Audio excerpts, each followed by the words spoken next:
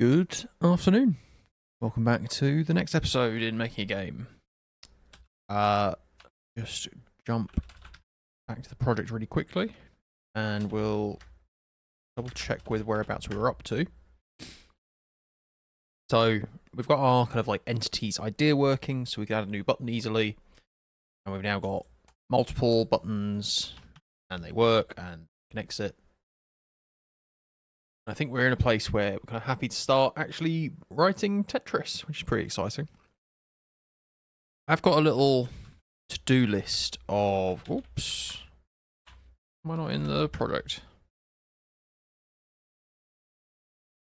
I've got a little to-do list of stuff. I think there's a bit of tidying to do at some point, but I kind of want to get on with it. I think last time I said something to the effect of, these are all organising problems and they don't matter until you have something to organise. So I think I stand by that. The only thing that is slightly different, I think I am going to do this run script business just to get everything into a build directory so it's easy to see where my outputs are all going. I had a different reason as well, and to make it easier to quickly run things in RenderDoc or a debugger, because that requires a binary output file. I think that the run command doesn't put one out, at least not a permanent one in a predictable location. So we already have a run script, and I think the move is probably... What is the move?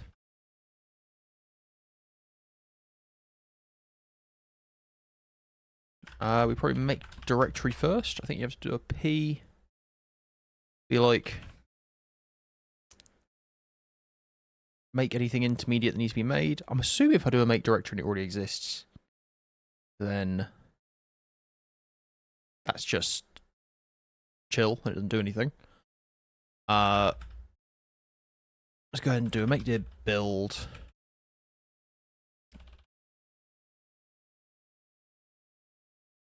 Go ahead and put those in build. Oh, that's not going to fail to find them, isn't it?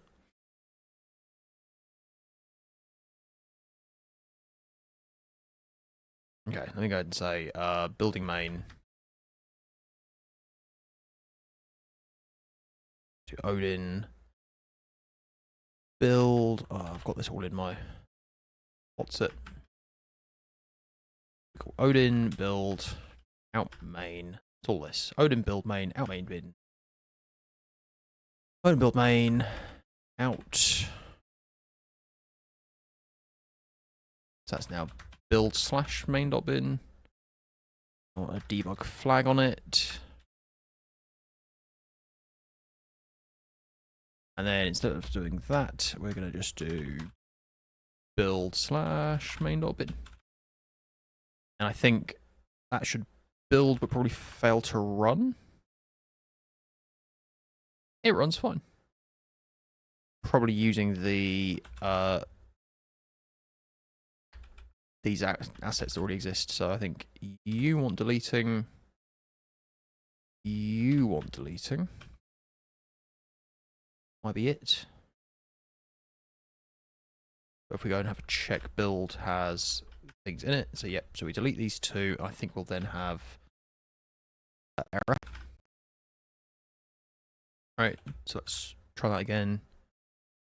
Fails, and it'll fail because somewhere in renderer on line 518, come back to where this is defined. These are now going to be in build. So we could do that with a environment variable or something later to make it more configurable, but for now, there we go. Thing runs, thing works. I'm going to go with that for now. And it makes cleaning easier because now if I want to clean, I can just delete build, right?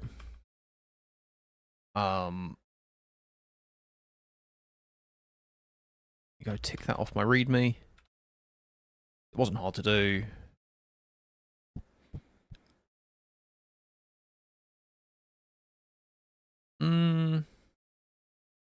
Yeah.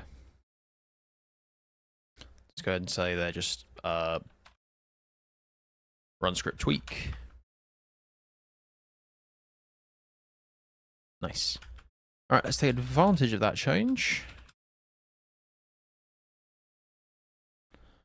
Go ahead and launch that binary. I can't remember if there are any issues with just running it like this. Yeah, there are. If I remember right, I think what I found worked was actually launching it from the right, like, and the working directory essentially ends up wrong. I'm wondering if there's a thing for that in here. There is.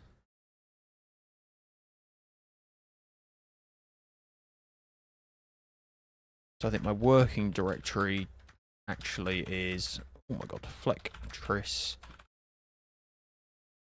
That. Nope. Okay, hang on. Engine to here. Run render doc from here. Make this one small. Probably should take the time to work this out, but that didn't work either. Oh, my image is in the wrong place.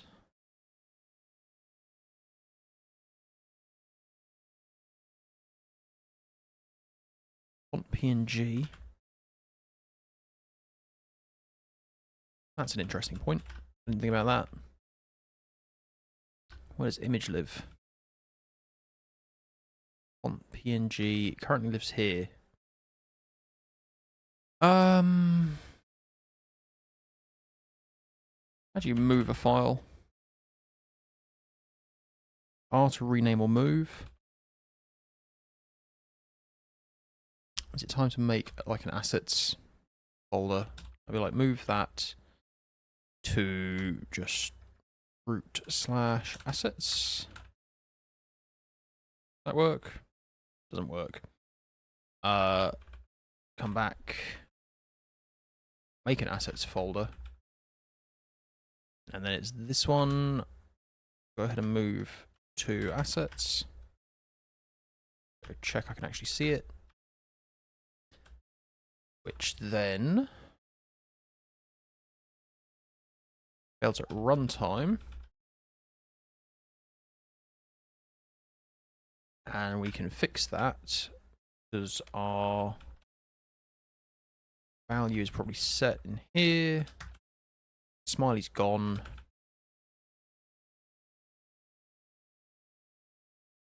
We do that. Nice. So we then come back. Try render doc. Sorry, I'm doing all of this because I just want to check what our frame rate is up to. Currently got nothing built in to grab that.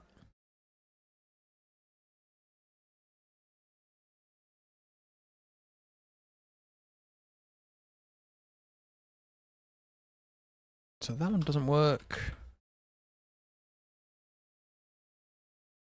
If we try it like this, file, launch, that, launch, that failed. Is it because it's not got the right working directory again? There we go. And if we have a look, we're still running at stupid FPS. Which isn't unexpected, right? But it just, I guess, confirms what I was thinking, which is that I think the way we're doing things is a bit dumb and simple, but what we're doing is pretty dumb and simple so we can get away with it. Right. Let's have a think then about what we're going to do next.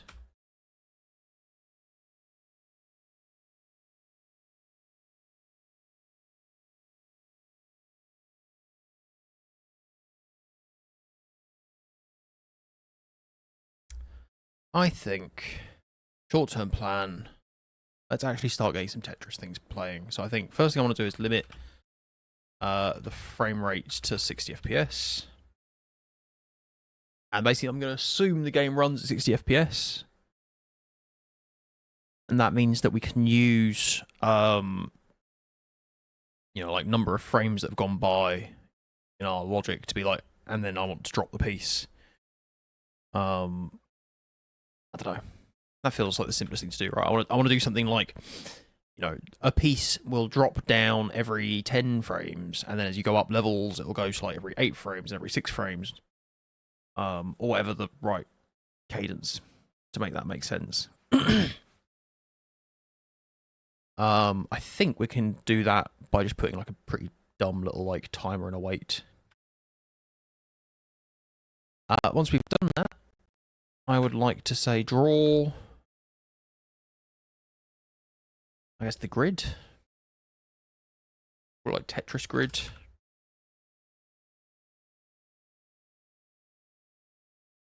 And I want to say draw what I'm going to call my active piece. And I want to update active piece position.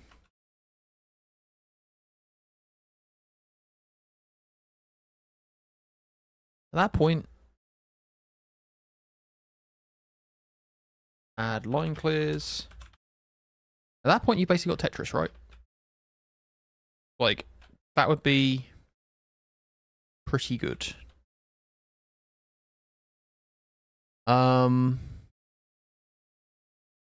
So let's do it.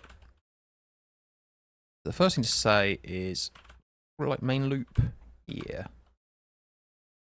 If I come down into here, so just remind myself how this is working. Poll events is going to trigger all of our kind of like system callbacks that we've registered with GLFW to get all of our user inputs. Those all populate an event buffer. So if there are events to flush, we come in here. Do we even need that check? If there is no check, this will just do nothing. So I think we can actually just do this.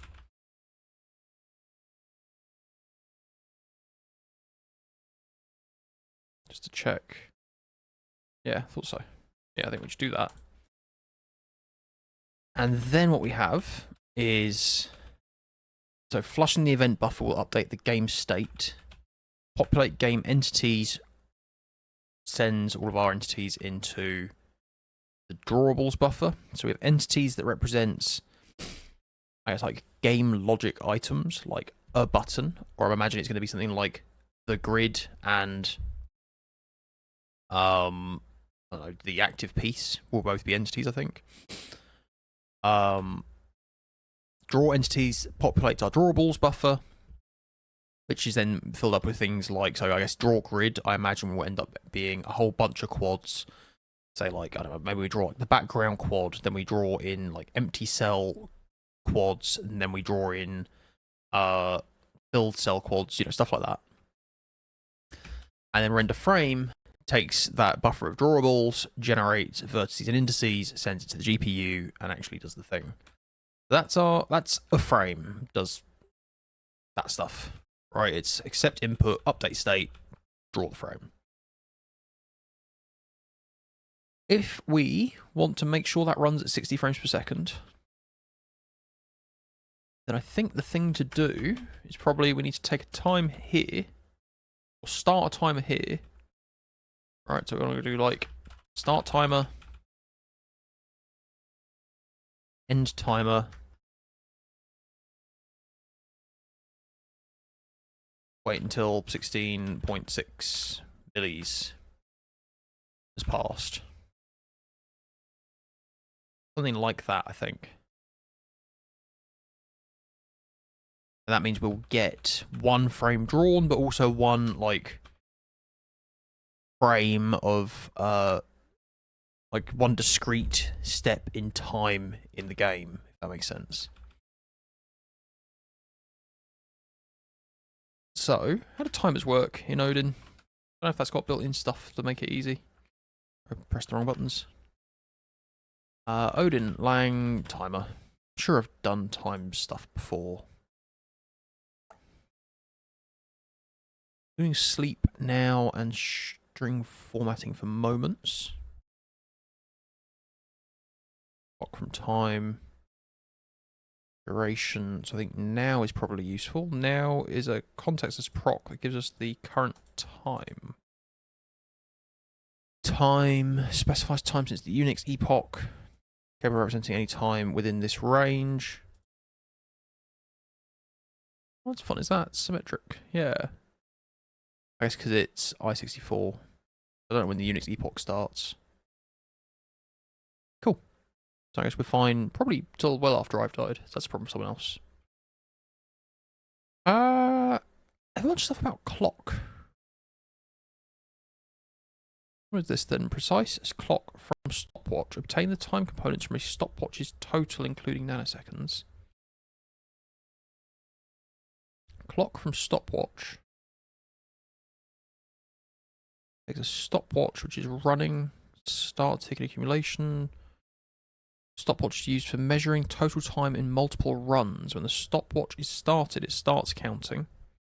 When it stops, the difference in time between the last start and the stop is added to the total. When the stopwatch is reset, the total is reset. That sounds like what we want, isn't it?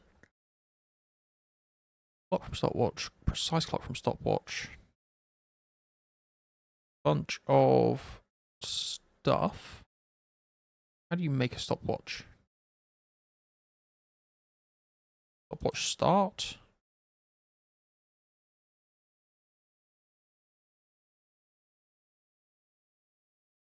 So what is this here saying? Measuring total time, the total time in multiple runs.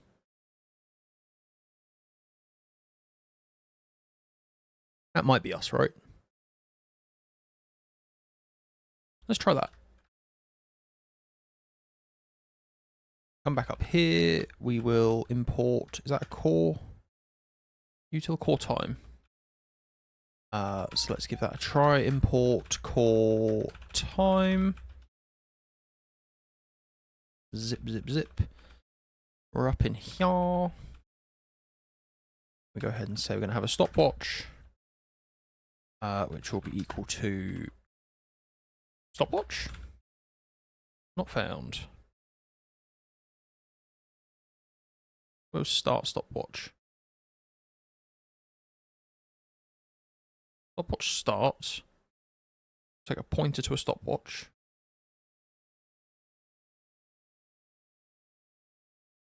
Declared stopwatch. Core time stopwatch.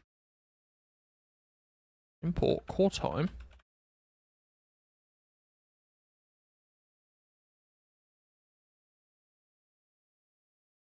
Instead of this, can I do stopwatch?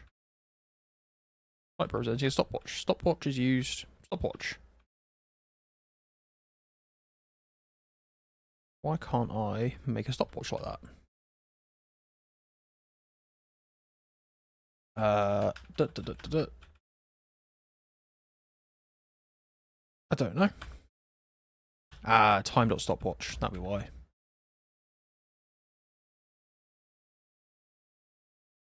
Nice. Alright, so we make our stopwatch.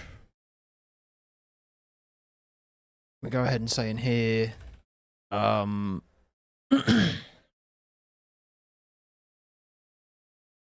be time.stopwatch start. Taking a pointer to stopwatch.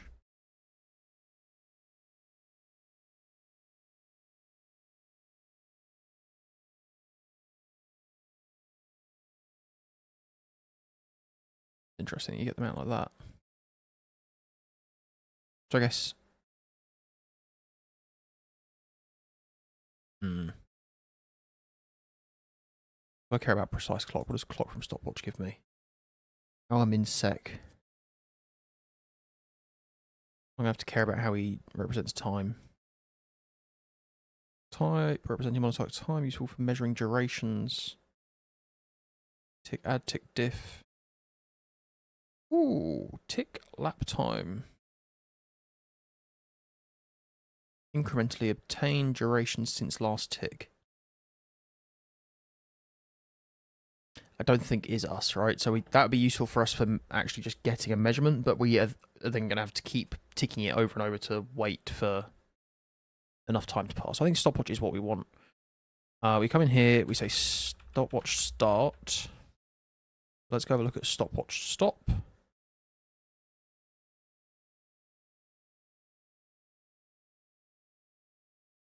Which is down here. Go ahead and say then time dot stopwatch stop.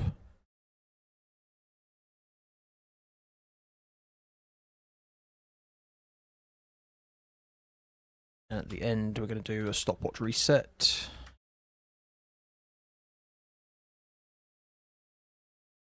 Right. How I get the time back out of a stopwatch is you use those other methods that we saw. A clock doesn't give us enough, so precise clock, we take nanos. Assuming... I mean, the next unit up is second, and we should never really hit a second, I don't think. Alright, so time.stopwatch stop. Go ahead and say time. I can't use time because that name's taken. Elapsed. Nanos. Do you know what? Let's actually just print it and see what it looks like. Format print line. Format print line. Time.precise clock. Stopwatch. For stopwatch. Let's see what that gives us. Spits a load of numbers out. And yeah, as expected, it's never more than a second. Out of interest, if I do a sleep, I think it said it has sleep methods in here. Sleep. What's the difference between sleep and wait? Did it not say there was a wait method as well? I made that up. Wait. I think I did make it up. Yeah. Fair. Oops. Let's go ahead and say sleep.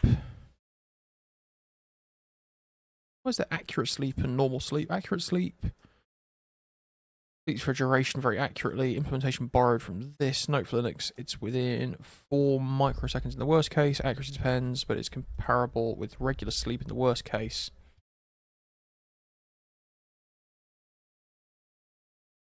Tell Windows to use more accurate time for your process. Additionally, your program should call time end period one once you're done with accurate sleep. Stupid Windows. I come in here and I set it to wait for like 3 seconds. Time sleep. What do you take a duration?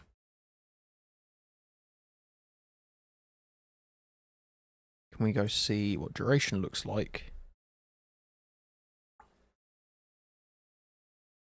Duration nanoseconds. The other way around to what I want. I want to make a duration. Which procedures with returns? Diff since. Sleep tick add time add. Scoped tick duration, accurate sleep. Clock from duration. I'll just make a duration though.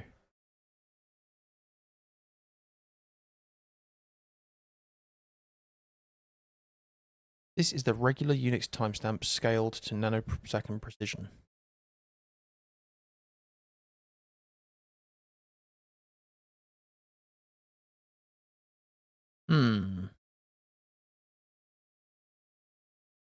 Diff since stopwatch duration.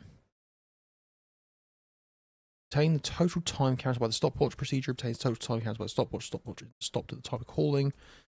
Time between the last start and the current time is also accounted for.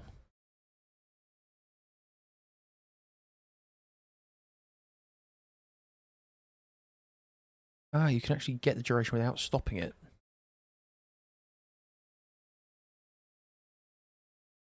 Seems fun. Okay, stop the sleep. Time dot stopwatch stop. We actually don't need to do.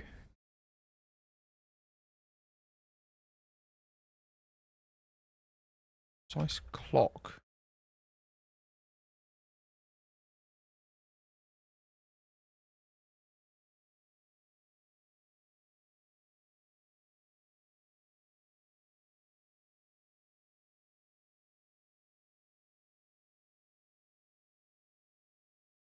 Am I just being stupid? Yeah, I am. Okay, that's how many nanoseconds. That's how many microseconds. So yeah, that isn't wildly out.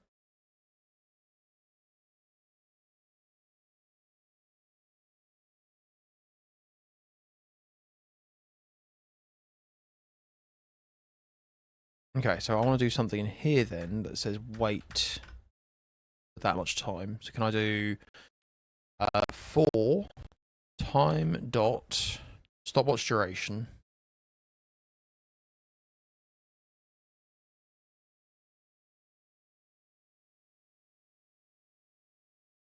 Or do I do clock? Time precise clock from stopwatch.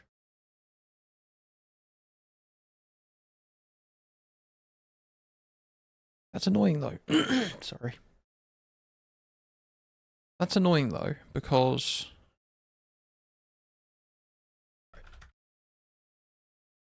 it has those multiple returns.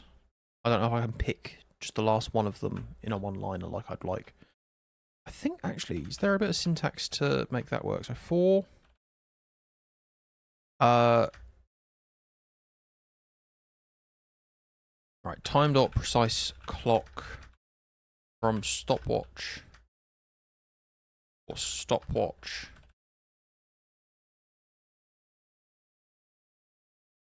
I think you can do something like this, and then what's the return type out of that?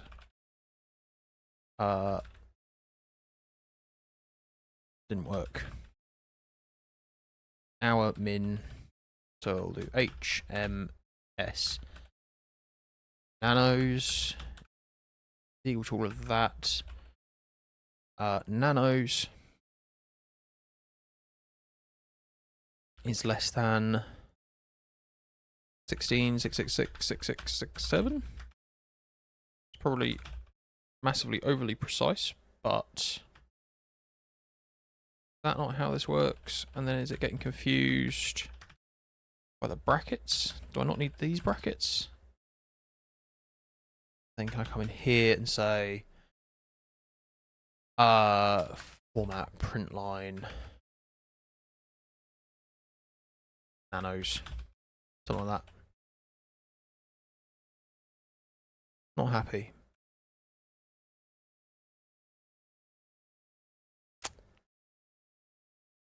Thought that was a way to do that. Perhaps it isn't. I just extract it. Go HMS nanos. Declare to be time precise clock from stopwatch for our stopwatch. And then just drop this and we update it in here. HMS nanos is equal to time dot precise clock from stopwatch for the stopwatch.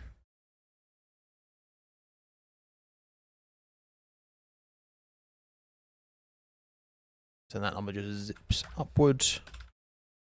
And we'll know. Oopsie daisy. Okay. Stopwatch for stopwatch. Run it. Prints a whole load of stuff.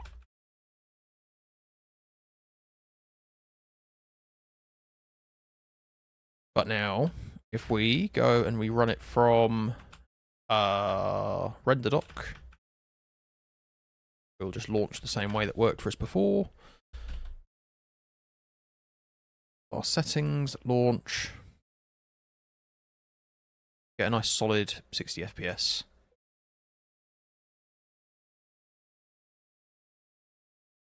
Cool.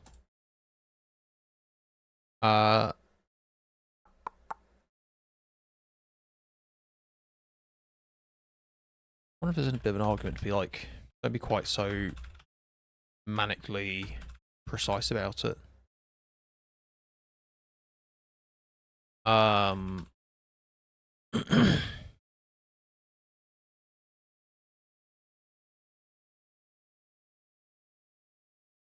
Do.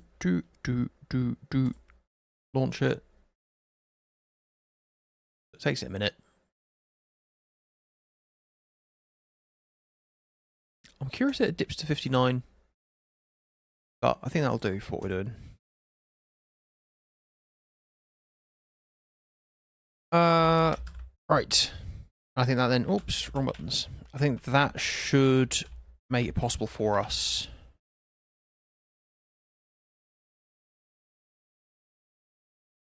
Oh, there's a couple of changes inside of that, isn't there? I think the asset stuff. Yeah, it was fixing a different issue. Okay. Let's fix builds and limit. I don't know, frame rate. Seems a counterintuitive thing to be doing. I'm not sure that's even a smart way to be doing it, or if you would be better off doing some sort of like sleep or wait call. But I don't know. Boneheaded solutions to boneheaded problems.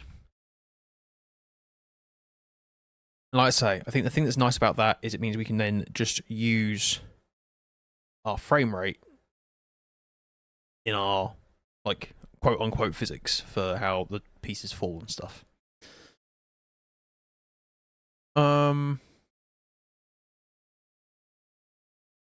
Yeah. I'm going with that. What was next on the to-do list? So this is done. We now need to draw a Tetris grid. I guess that raises a couple of questions. Like, oh, what have I done? We kill that buffer.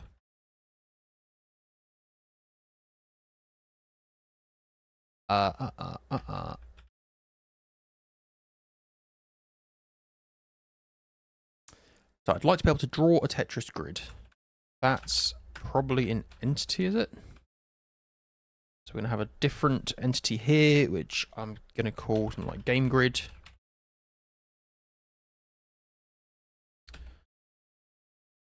Should I just call it grid? Only thinking a little bit. Why am I thinking a little bit? I'm not sure. Alright, let's call it grid. That I think is going to end up with a bunch of its own entity data. We'll work out as and when.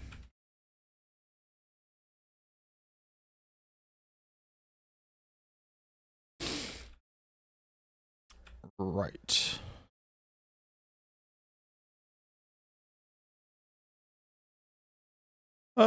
Home. What's a Tetris grid gonna look like? I don't know if there's like a canonical Tetris grid size.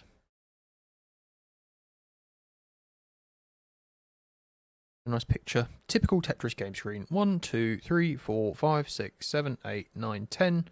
By 1, 2, 3, 4, 5, 6, 7, 8, 9, 10, 11, 12, 13, 14, 15, 16, 17, 18, 19, 20.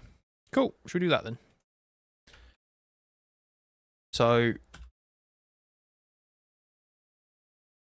Tetris grid will be the 10 wide, 20 tall, 20 high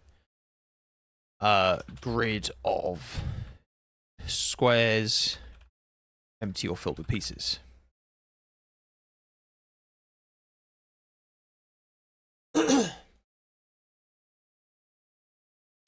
An optional active piece, I guess. We roll the active piece into the grid. All right. So, that's the first thing to do is draw our 10 wide, 20 high set of squares. what do we do? I guess we give the whole grid a size.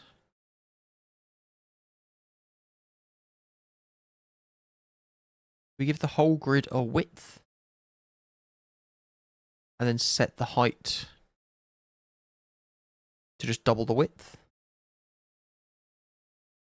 Right, so like I say, I want these things to be square.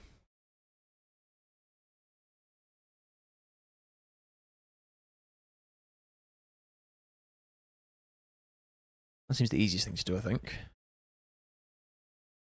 Let's go ahead and say then, I guess we'll make a grid entity helper. Grid will take in a pos, it'll take in a dim.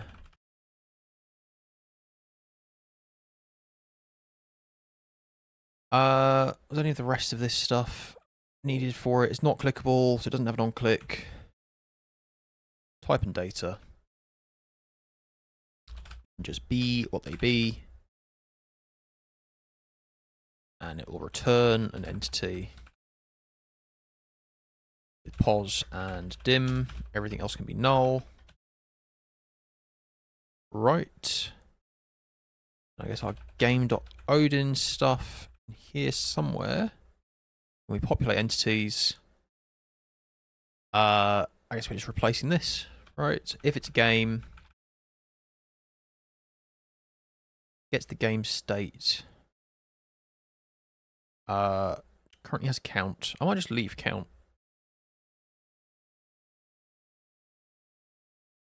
So count can keep doing what it's doing, just so that we can see in the interim that we're still getting to the game screen. It's working like we expect. But I'd like to go ahead and do grid.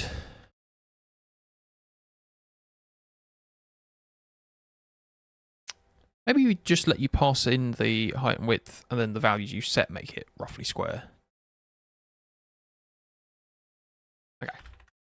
Let's go ahead and say grid pos will be, I don't know. Don't want to overlap it on that other thing. So what size is the other thing?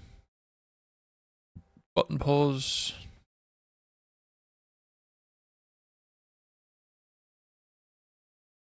Are you in that position? I didn't think it was. Hang on. Let's see. In that, run it again. Unhandled switch case. For grid in drawable. For Odin. Good job. Pass me. Let's go ahead and say case dot grid. We'll call draw grid entity. This should be good. I think this will all be a bit of a. Sorry, that should be inside of that. Case grid. We'll call a draw grid function. Do a test for whether our logic actually is done reasonably. We'll go ahead and say draw grid entity. For now, we're just going to draw a nice pink square, I guess. So let's go ahead and say draw rect. Try and make a nice pink. If it's a new color, I know. Let's do green, because I've not used green anywhere yet. Draw grid, we'll do draw rect green at entity pos and entity dim. And we're going to need a new thing for the game, which I'll call something like grid background Z. Imagining it's going to be quite a far back thing.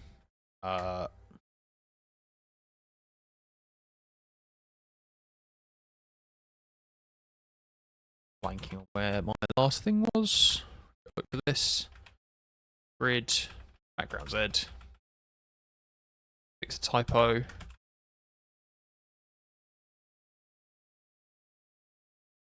Right. We're still not actually doing it.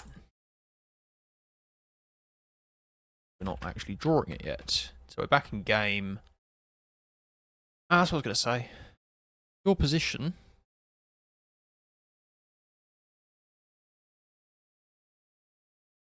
is being done on the button dim for some reason. So if I'd made that surface dim.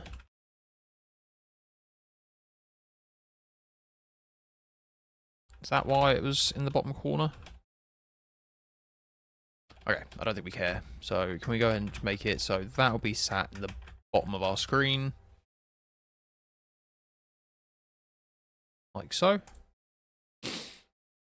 And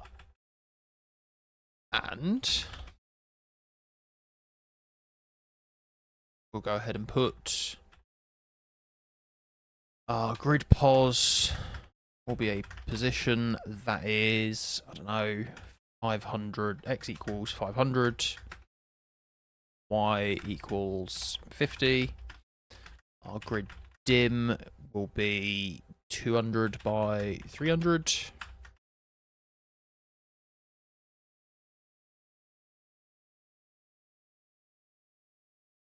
And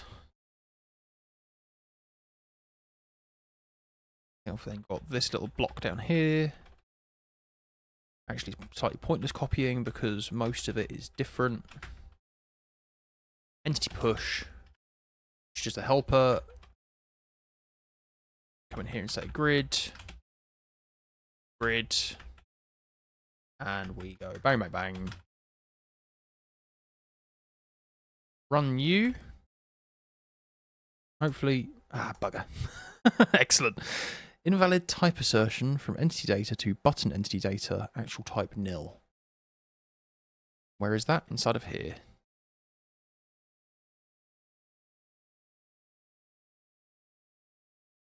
Interesting.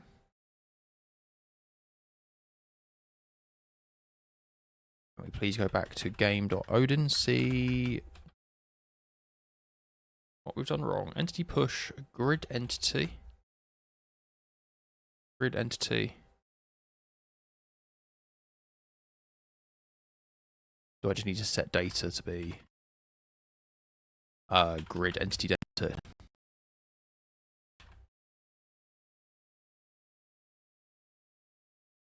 No.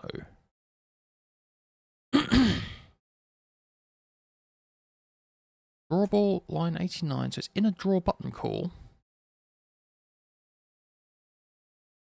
Who's calling draw button? Only called in one place. Am I setting the type wrong? Grid entity.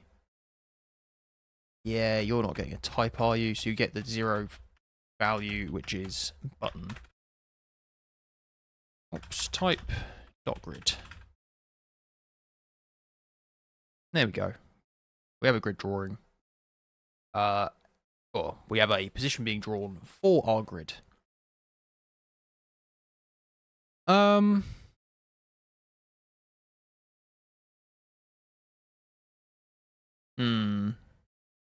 we want to draw like lines or little squares or something in it?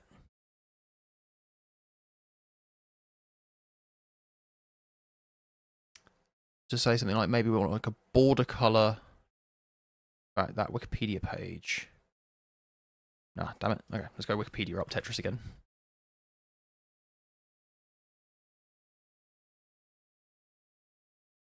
Go look at the picture. Actually, they don't, do they? They literally just, you draw the squares. So maybe that's actually the easier way to do it, is we just do the same thing. And we then are just drawing squares onto the grid. What I was kind of thinking is we might want, like if this were our grid, we might want to have lines to make it really visible, like where things are. But no, I guess we just draw the grid as space, and then we draw into its like cells. Cool. Cool. is to say that our grid entity, do I want to be able to draw grids of different sizes? I don't think so. But I am going to want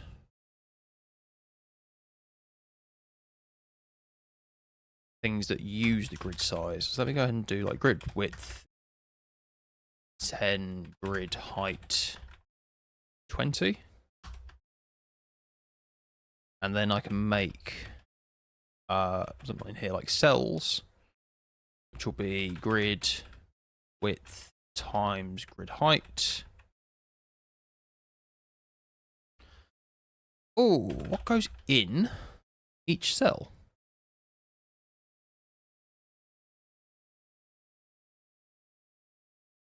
Now, in the long run, I think probably each cell needs to have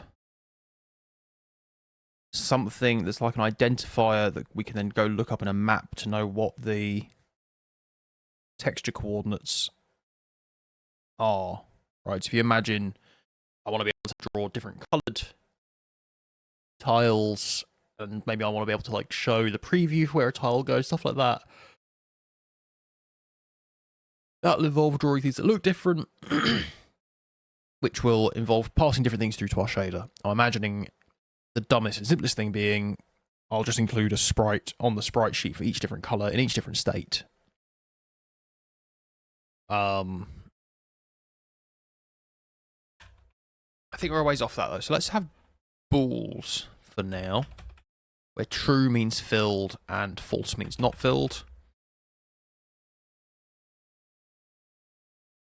They will default to false, which means then if I go back to my drawable thing, drawable, inside of draw grid, we can draw in our background. Let me go and say something like draw background.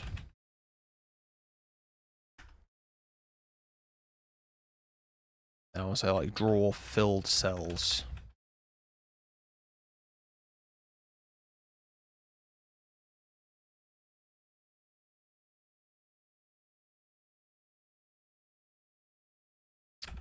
Okay, hang on. Do that. So draw filled cells. Here then I would like to do something like data is entity data grid entity data.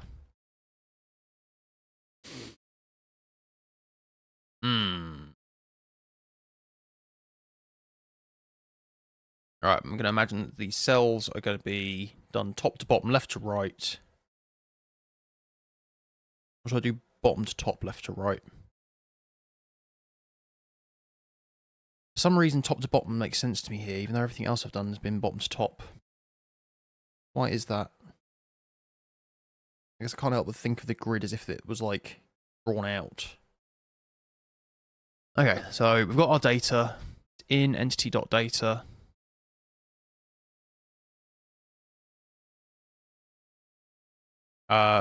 For build an index in data.cells. We can use index to work out the XY displacement, right? Come in here and we can say cell size, cell dim, width is equal to, oh my goodness, width is equal to what? Entity dot dim dot w over grid width. Height is entity dim height over grid height.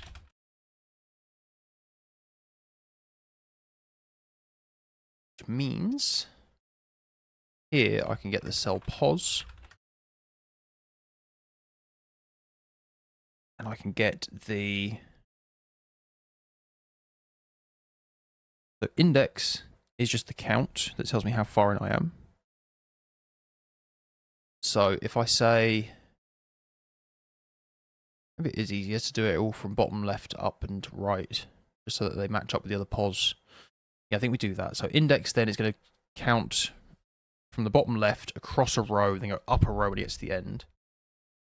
Which means I can do what row index will be index modulo grid width. And is that right? Row indexed, meaning what row I'm in is not right. That's a column index. Our row index will then be the integer division of the two. And then my cell position will be equal to a position that is x equals entity pos x plus col index times col index times cell dim dot width. Y is entity dot pos dot y or plus row index times cell dim height. Why are these two angry? Because they need to be cast to floats.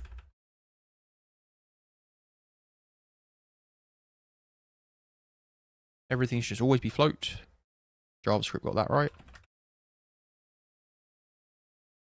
So that gives me a cell position. The cell dimension is the same for all of them.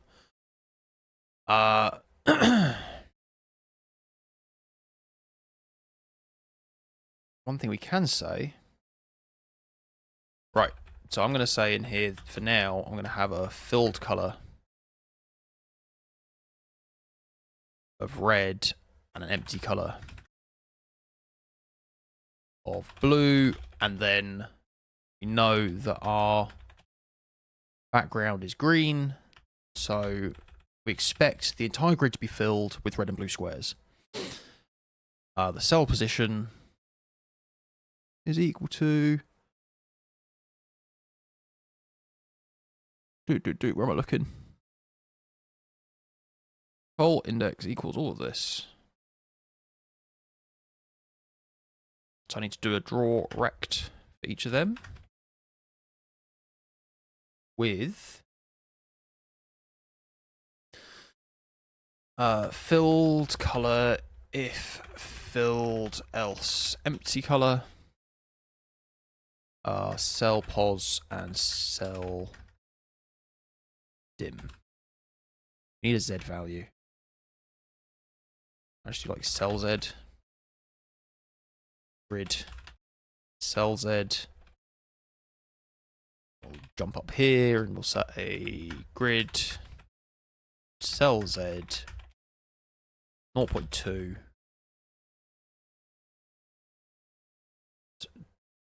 Jump back down to yeah. Draw that. Start the game.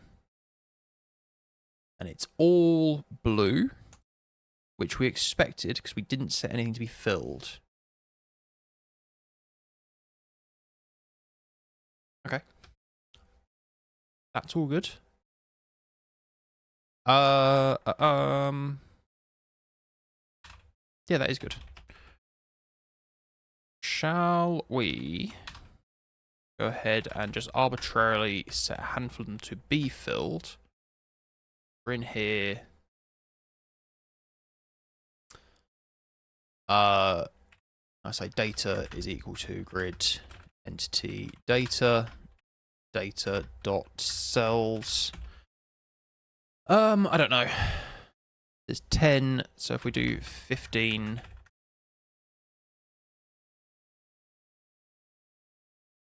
and 16,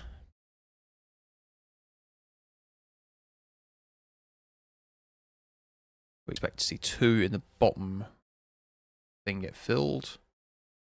Didn't do anything. I'm not passing it in because I'm bad at programming. There we go. Can I do something like 1, 3, 5, 7, 9, 11, And then we'll do a little block that's set at 12, 13. I'll do 1, 3, 5, 7, 9, 11. It's going to bother me, so let's do that. So what we're expecting to see is the bottom row goes off, on, off, on, off, on. Then the next row up, will go off, on, on. Right, so off, on, off, on, off, on. The end of the row, so that'll be 9. Then we have off, on. Expected. Cool. Let me also just do the last possible one to check that that lines up like we expect.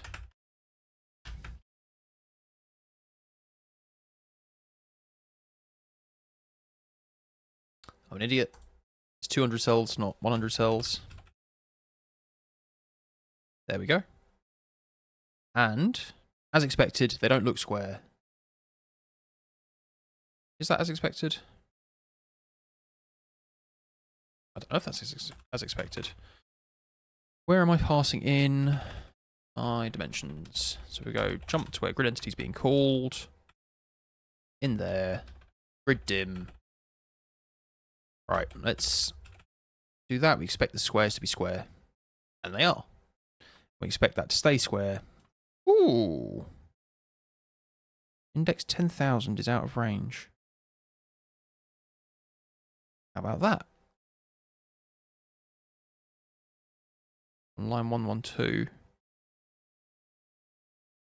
Are we drawing that many things? Was that foreseeable? Go back to... what would it be? How many drawables are we drawing? Our grid is 10 by 20. Means that there's 200. That feels really surprising though, doesn't it? There's 200 cells. 200 cells should mean... what does 200 cells mean? The 200 cells... so it's 200 quads, so it's 400 triangles. And each triangle has 3 indices. That's 1200. I don't think we'd be hitting 10,000 at that point.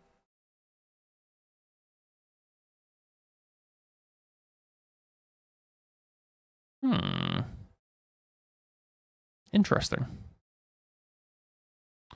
Is it because there's something weird when we're resizing? Do we need to do something like clear drawables? Yeah, because I only did it when we were resizing, didn't it? What happens when we resize? That's true. So if I come in here... yeah, so nothing's breaking there. If I drag that smaller...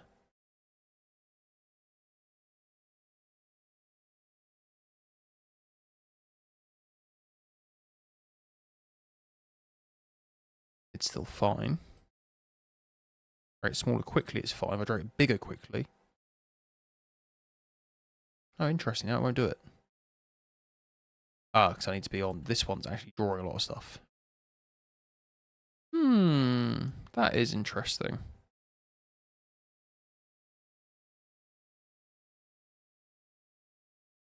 I'm not sure what to make of that.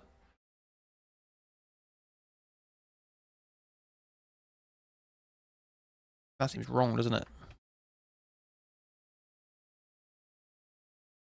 Yeah, let's make a note at least to do something about that.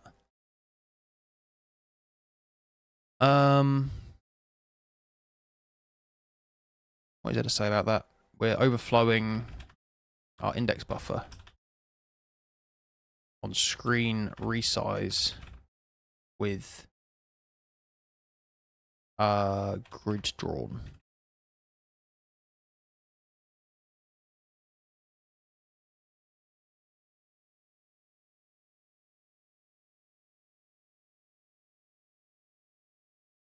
It'd be interesting to see where we push to drawables. So I think it actually lives in renderer. We're in here. What actually references this thing?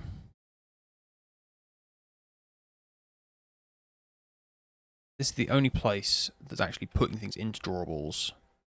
These functions in drawable. We draw strings.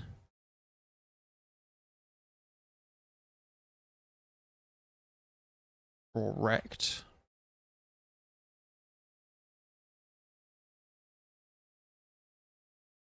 Right, then renderer, I think inside of draw frame, renamed to render frame, calls draw drawables. Hey, hang on. Main.o didn't also call draw drawables.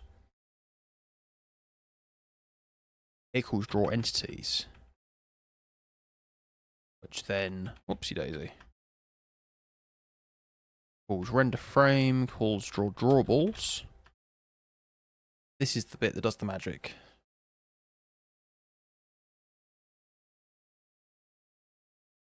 So each quad, yeah, right, so each quad gets 6 things. We're drawing 200 quads. That should be 1200 indices.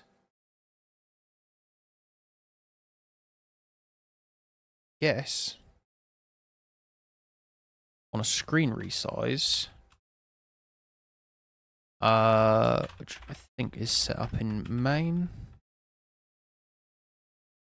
E callback. Oh, damn it. Where do we handle resize? Overflowing index buffer on screen. We just wrote that. Window resized. There we go. Handle screen resized. Is all being done within the renderer.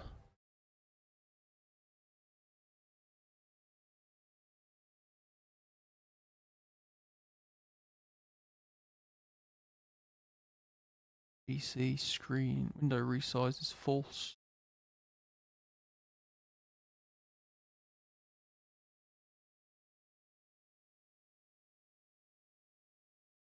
Where is that called?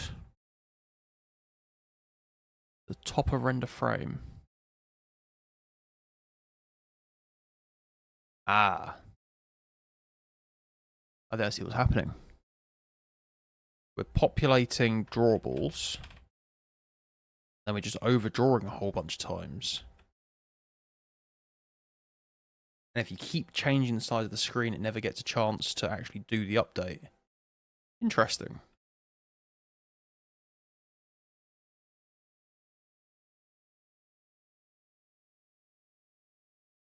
I think we might have to say something as well. Oh, damn it. Where would it be? We're in here. We're in here.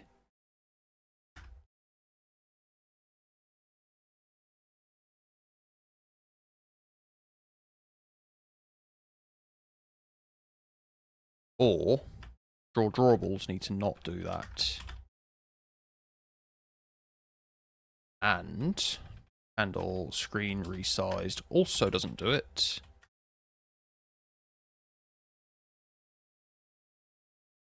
And we do it here. That makes sense. What we're saying is, if the screen has been resized, we're not fucking drawing anything. We're gonna just let it be jank. Might get cleared, or it might just do something weird.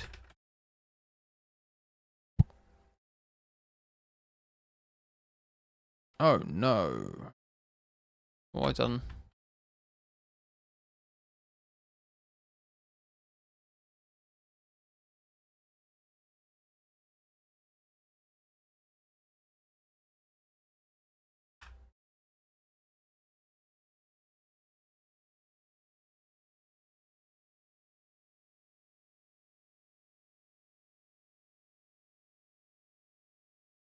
Okay, that's gone away. Right. I don't know if you've watched any of the earlier videos, you'll know I've had a couple of Emacs hotkey snafus that have deleted like whole chunks of files that I didn't mean to. So that's now there. Core dumped. No, we're still getting index out of range. Interesting. Interesting.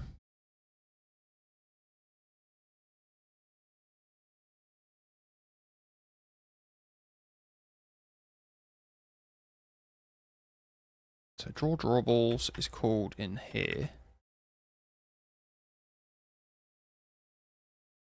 So my guess.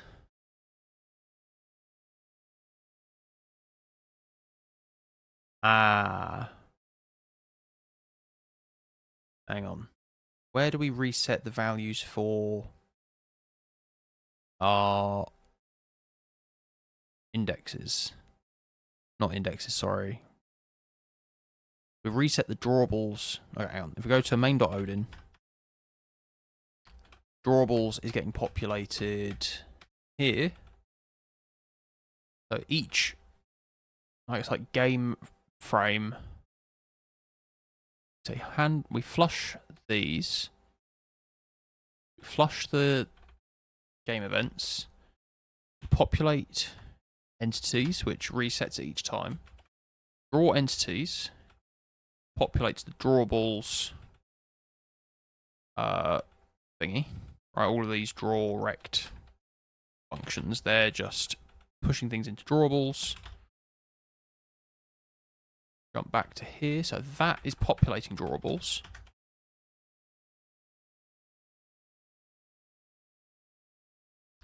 And then render frame. If window is resized, which gets set in our resized handler, right in here, not there, sorry, there. So if we detect that the window size has changed, we set that to true until it gets handled. And then if we go back to renderer, so that's just setting that value in here to true. Then it hits this logic, waits for the GPU to be finished. If VK not success, wait. Tidies up the assets associated with our swap chain. It recreates the swap chain, sets resize to false, and then early returns. Oof, okay. Let's not try and be cute then. Let's come in here and we say, you do that. And you do that.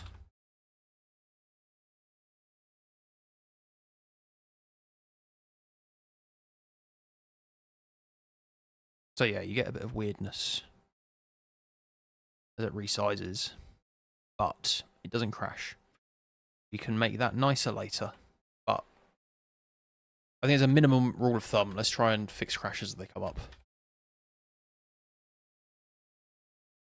As you can see, what's basically happening is we're killing all drawing until the screen size is stable, which is more than a little bit janky. That we can get rid of our readme to do though. We've solved that, I think.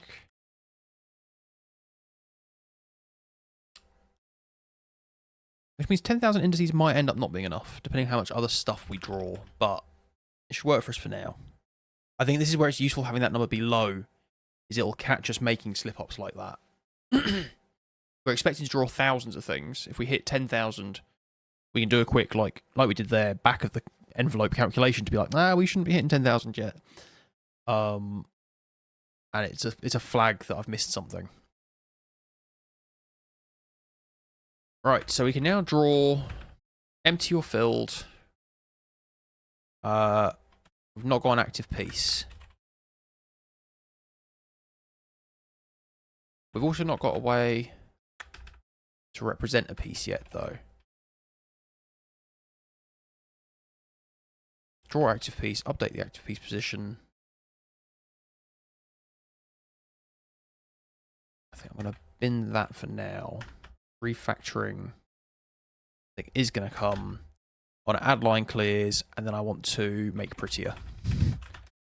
All right, so let's get a thing basically working with this Boolean on off, and then we'll go through and we'll do something to make it all use different textures and be neater.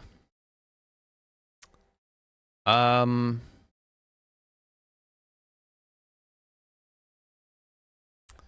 does that get us then? All right, we're going to need a way to represent the current piece, which is kind of interesting.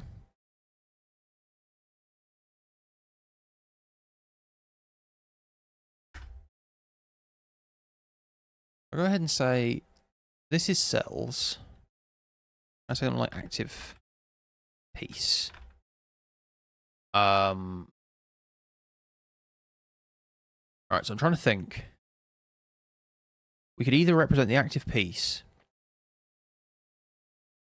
as, so in classic Tetris, pieces can be 4x4. I think I've already decided I'm going to make mine 5x5. Just give you more room in the designer thing to do fun stuff. So let's say it's 5x5. I could represent that with a position and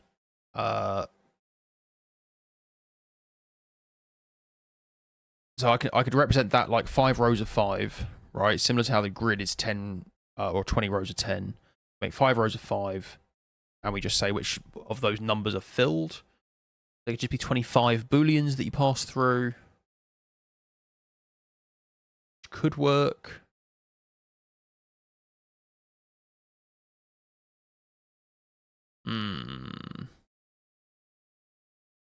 Or the active piece could literally just be the list of like cell coordinates that are filled. Again, could work.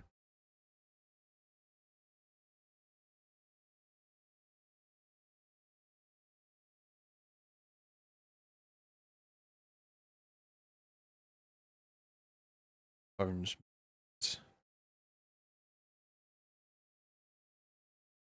I might have to run.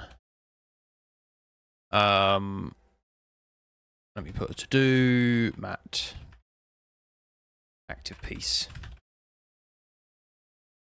Cool. Hopefully I'll be back in a minute. And I'm back. And that was not a short interruption like I thought it would be. Actually the next day. So I was trying to remember where I was up to. I've left myself to do active piece. So I know we were drawing a grid, and that all worked quite easily. But it's not interactive, and it doesn't have any actual like game state yet. Right. It has some entity data with cells that are true or false. How does that actually fit into our game, though? Somewhere in here we have like game in it. There. And that produces our game state. So this is our actual thing that says what state our game is currently in. I guess maybe it wants a... I can't force it to split.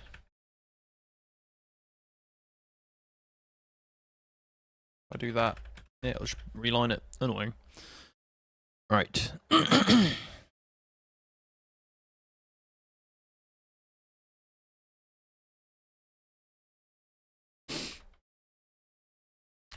Game state on it. Game state currently just says count. So I think let's get rid of count. We'll add grid. Will be a grid width times grid height. So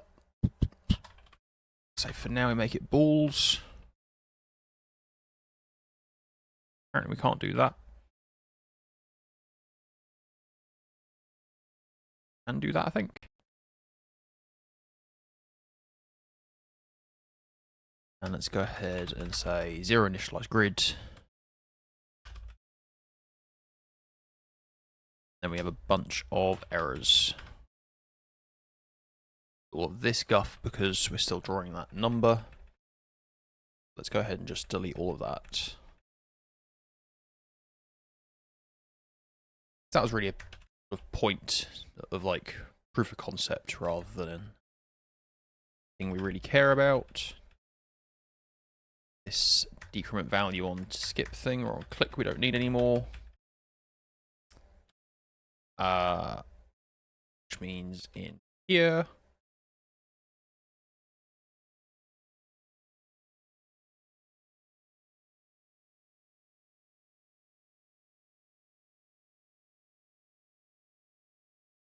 I might actually make space quick for now.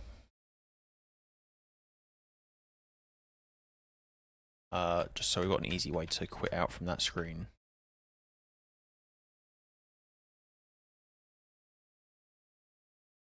Oh, how'd you do it? We've got it somewhere in here.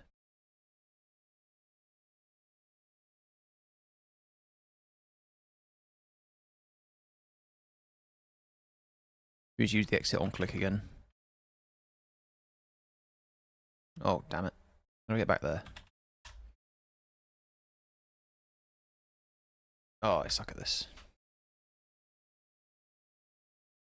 An entity.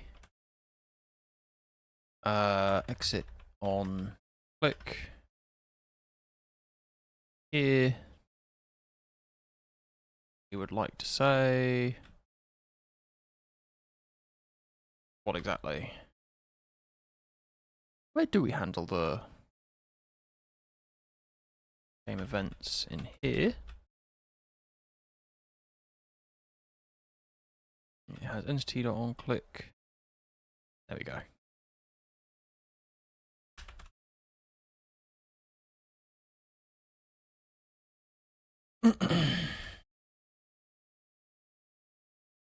So we hit start, the button's now gone, and we can bail out by pressing space. Cool. Is it more nice to have it go to the menu? Ah. Makes a difference. Let's do that. Right.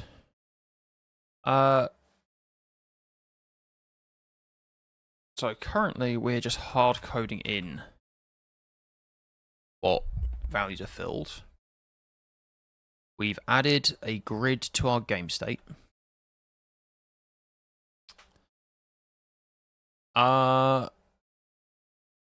What do we do now then? Like active piece?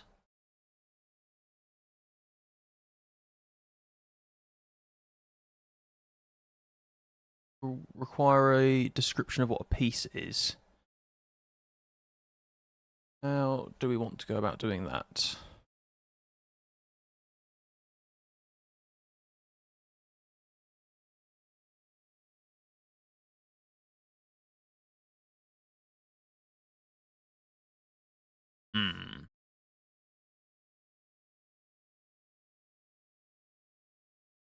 So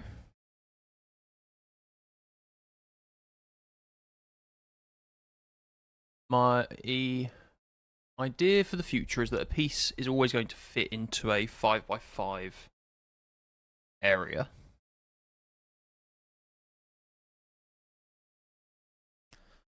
They likely are sparse.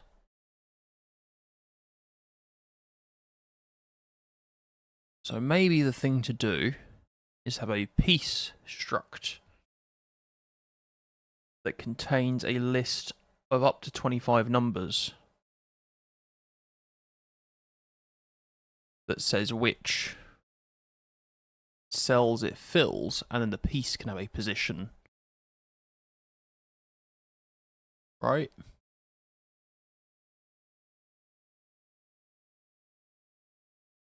Okay.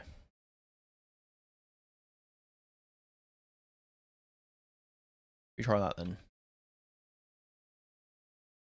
The game's already got all these types.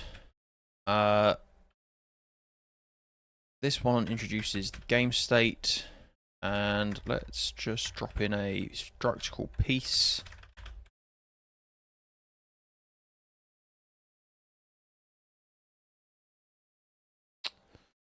Now, we just make it a 25 by 25. And do like piece width. Because I guess I might want to change and refer to these elsewhere.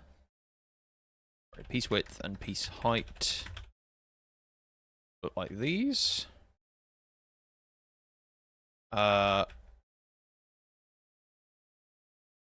Piece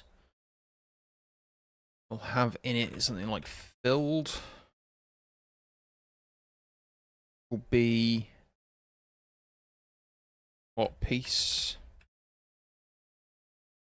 width times piece height. Balls. So it has 25 booleans that describe the shape of the piece. And again, in future, I think we could have something like 25 descriptors that tell the the what's-its that we can then use to tell the drawable what we want to fill it in with, so that different pieces can be different colors or have different textures applied to them or something like that.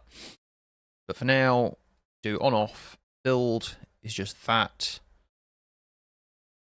Does it have a position? Or do we just have it?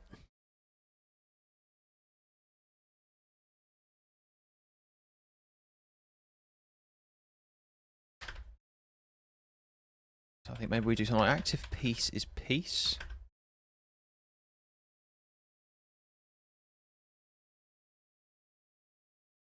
And active piece position.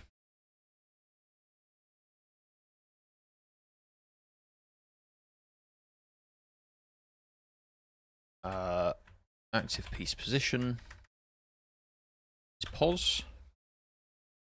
Oh, that allows it to be a float number. I suspect we might want to make a separate thing that's called like grid, pos and grid dim. So it makes sense for drawables to be in float units. But if we're referring to things on a grid, then I think less so. So let's go ahead and have like grid pos.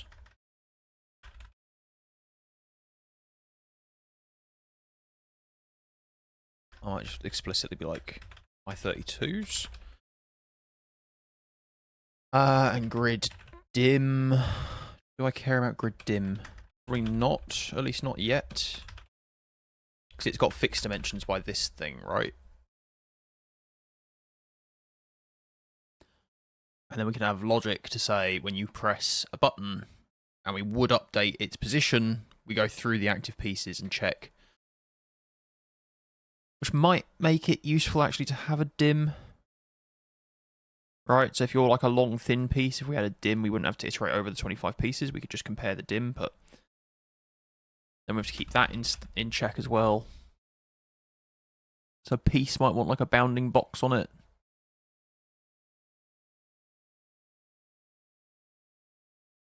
That again is inviting bugs if we get it wrong. And it's just adding more moving parts. So let's just ignore that for now. Game state, we have an active piece, we have an active piece position. And then we're looking.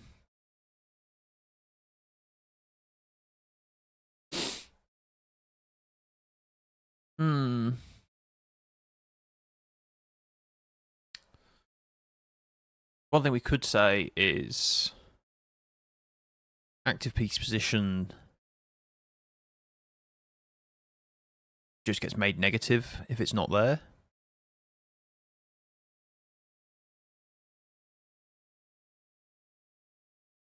Or it has active piece maybe. On game state has active piece. Another ball.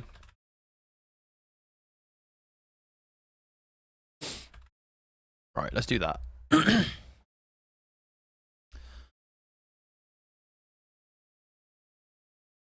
what we can then do,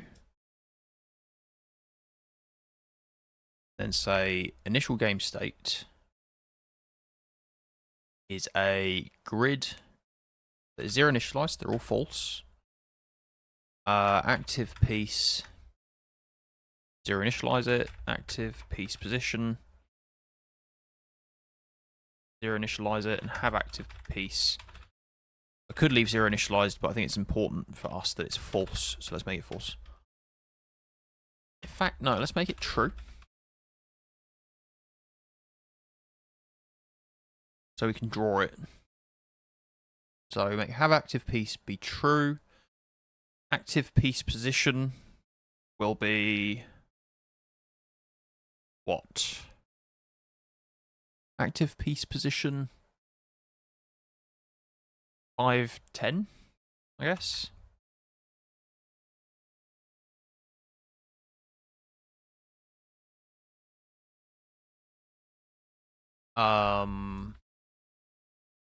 I make it 3 because that's 5. It's 0 indexed. Might overflow to 5, 6, 7, 8, 9. No, it would fit. Alright, whatever. We made it 3 now. So I'll put it in the middle of the grid, and we'll go ahead and say active piece is equal to piece, which means that filled can be equal to. And what do we want to do? Should we make it a long and thin? Come down here.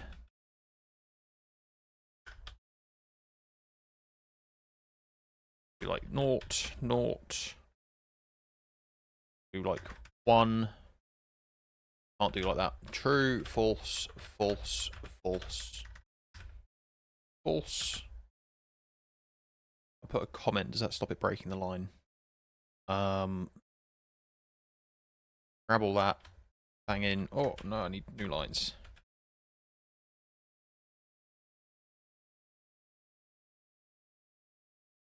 And then just to check the drawing makes sense, we'll make like a triangle piece like that. And again, I'm going to do it so it looks like when it's drawn. That's a point. We make it not symmetrical. Oh my god. False. And true like that. It's kind of like a little flag looking thing. So that should hopefully have not broken anything. And it'll draw, but it's still just hard coding in the values it's going to draw. So when game populates entities, we're in here, we push the grid entity. I think our grid entity should also have the active piece in it.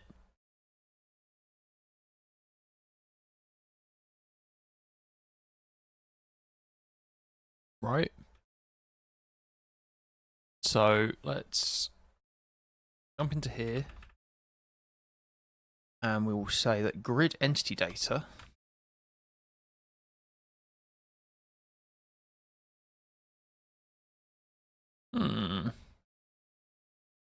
could it just be used to write what cells are? So when we go entity push grid entity with these positions, you're currently just hard coding these.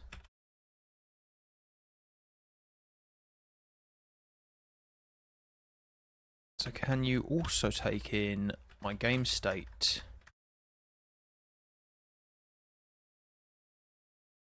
grid and my game state as active piece game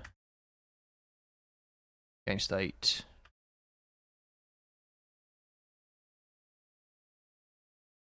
active piece position and game state active piece.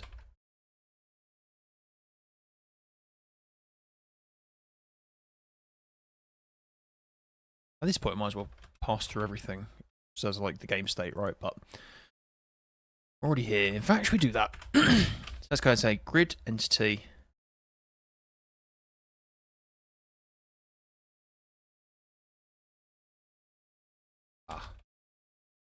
feeling more than a little lazy. So let's go ahead and do that. Nope. Let's go ahead and do that. Go ahead and say then what? Grid pos, grid dim. Oh no, okay, that is those. We'll take in then build grid. Be a grid width times grid height. Cool.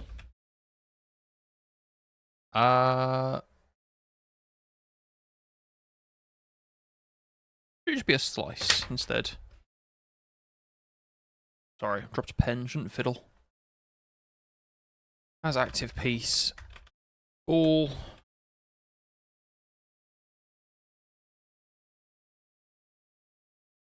Active piece position will be a grid pos. Active piece will be a piece. Right. And then when we're drawing our grid, everything is empty.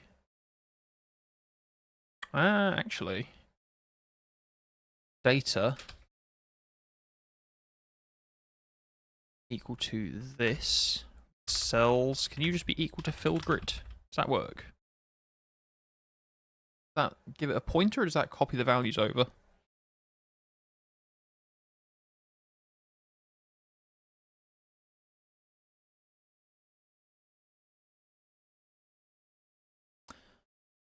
I assume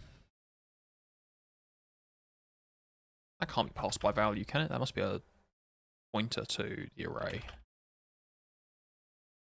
Odin language reference.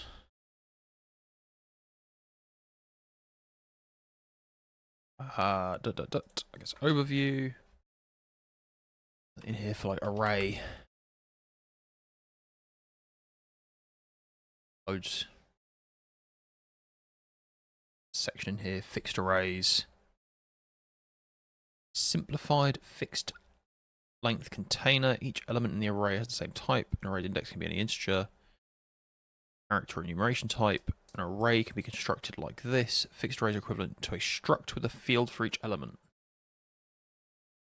Equivalent to a struct with a field for each element. They are just a number of values in a row in memory.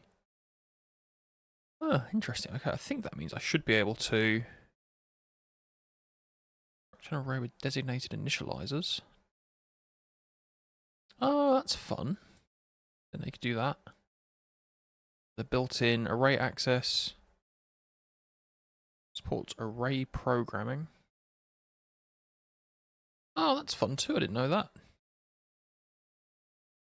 What a cool language. Okay, so they are just like a struct, which means I think I can just pass them by value and use them like values. I think that means I can do this. And then come in here and say, instead of doing all of this work, if has active piece,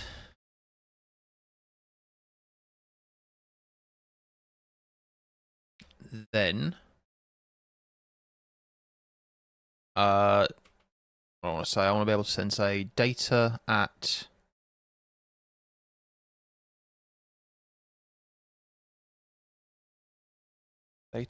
grid width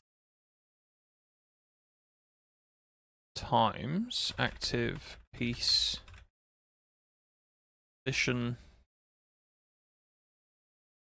dot y, because that's how far up it is, plus active piece position dot x.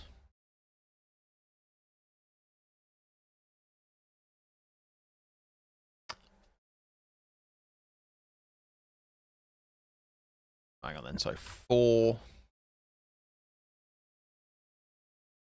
index value and index in active piece, do something like this. Each cell is going to then have a different thing in it, right? something like that. Is it complaining? Cannot index data of type grid entity data. Data.cells. Again, I think this is all suitable for some tidying, but let's see if we can get it working. So we have val and index.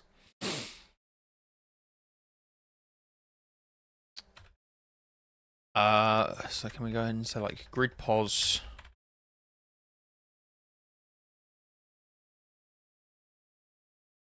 is going to be equal to a grid pos, which will be active piece position. Hang on. X is equal to active piece position plus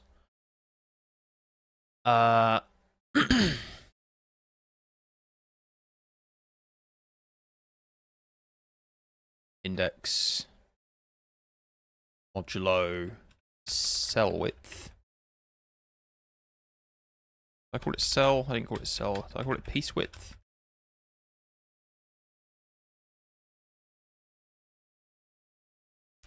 That angry about types. I32 versus int. Cast to I32. All of this, I guess. Back did that work?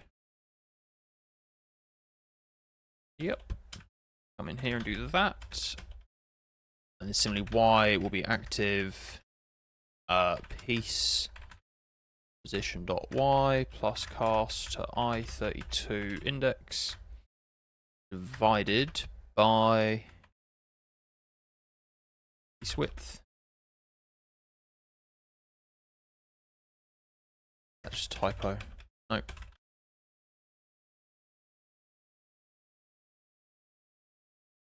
That work? And then this, not that, it's grid pos.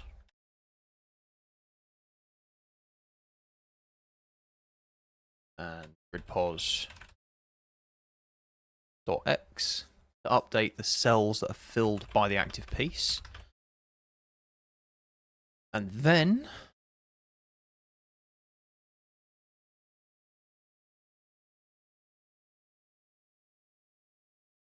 gives us an entity with that on it. And this is why I think that this like game state to entity to drawable thing makes sense. So things I need to be able to interact with and reason about on the screen, I don't need to be able to reason about the active position. Or do I?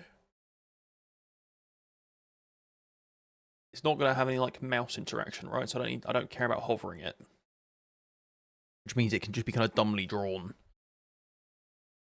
I think this should work for us. What does that do? If we run that, we start drawing square.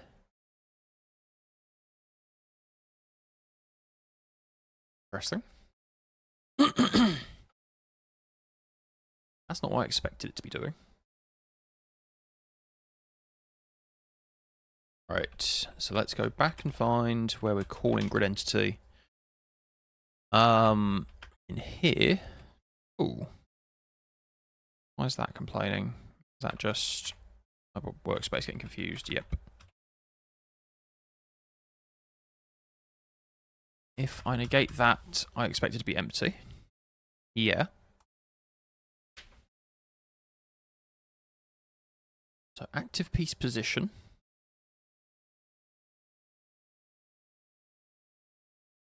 An active piece. Can I quickly in here do format print line, active piece position, and active piece.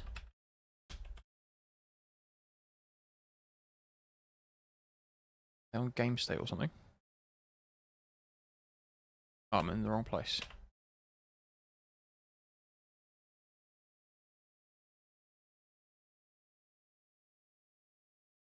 Where's my grid? Here. I'm in here. And I would like to do a format print line for game state active piece position and game state active piece. Have I just written this wrongly? What do we get? It's at 310, and my piece is true, false, false, false, false. That should be one row, right? 2, 3, 4, 5. True, false, false, false. 1, 2, 3, 4, 5. And then true, true, true. 3, 4, 5. True, true. 1, 2, 5. Okay, so the thing I'm passing through is in the shape that I'm expecting it to be, or if my game state is in the shape I'm expecting it to be in. So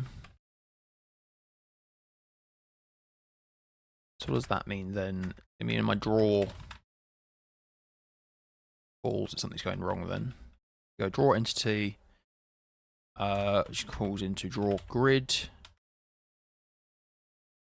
which is still drawing a green background, which I want to keep doing just so I can see if very easily if something is going wrong. We draw filled cells.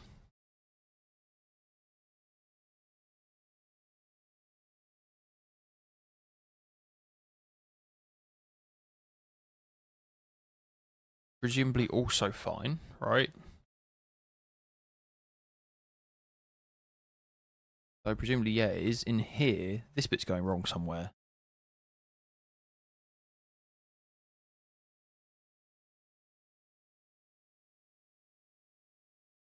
Can we say here?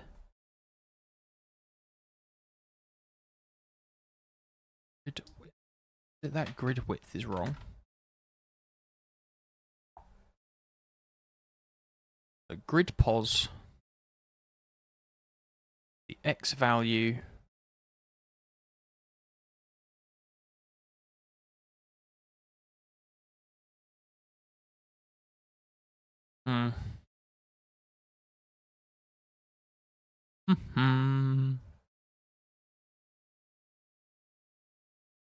x value is equal to stuff. Not an index. I'm saying it's true, not val. That'd be why. Okay, so I was filling the entire square my piece could have fallen into. Whereas what I wanted to do was that. Cool.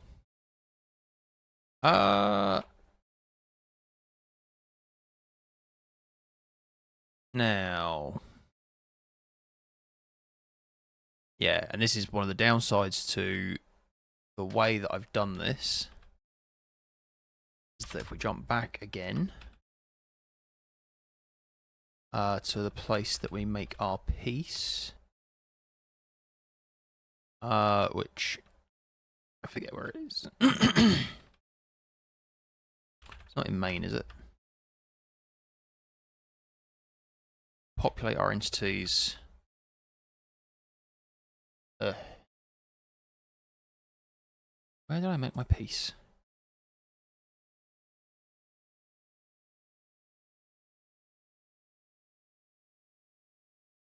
Grid entity.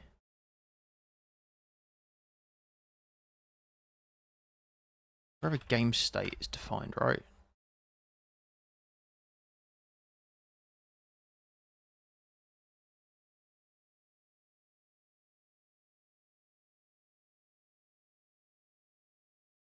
Why am I struggling with this so much? There we go. Make our initial game state. This rearranged it, which makes it harder to see. But if you imagine, right, like if I come back here and I go like true, false, go like that, drop this back.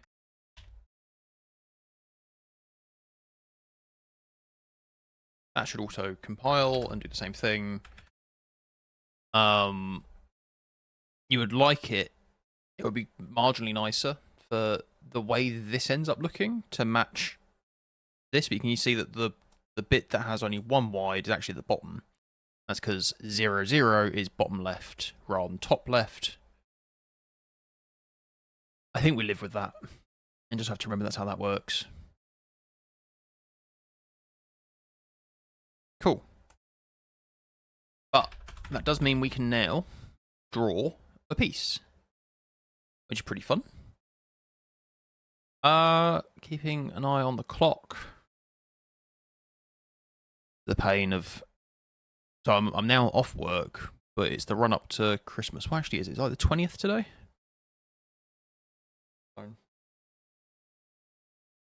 The 19th. So I have some family obligations I have to run to, which, I mean, I think as I said it there, it sounded like I was a bit bitter about. It's going to be lovely and very fun. It's just not particularly conducive to getting lots of programming done.